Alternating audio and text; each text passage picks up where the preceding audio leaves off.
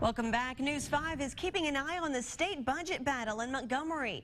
With 2 days left in the special session, we aren't any closer to fixing the budget crisis in the state. And local legislators say there will likely be another special session called before regular session starts back in October. We caught up with a few of our lawmakers to find out what will happen next. When it comes to the state's budget, everything about the process has been a hurdle. We had intended to form special groups which are going to take different parts of the budget and do research and come up with some solutions. But before that could happen, Governor Robert Bentley called a sudden special session on August 3rd, and local legislators say that put them behind schedule.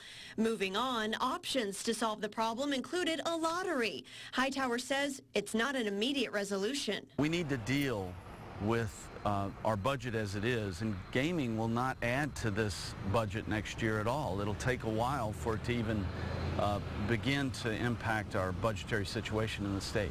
Another option, slashing $156 million that funded Medicaid, was a deal breaker for House Representative Barbara Drummond. That's our health care infrastructure.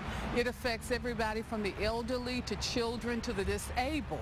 Local reps saying a solution hasn't been found yet because dealing with a $200 million deficit is complicated, as are many of the options on the table.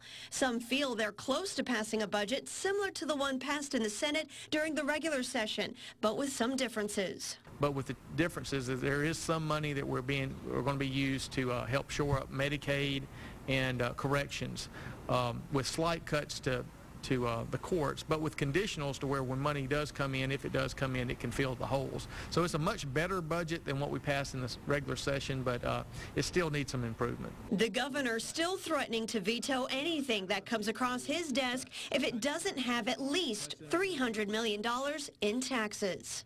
That just doesn't look like it's going to happen. In fact, it doesn't look like very many taxes are going to pass at all.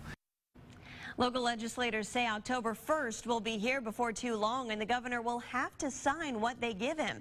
A second special session will most likely be called toward the end of September.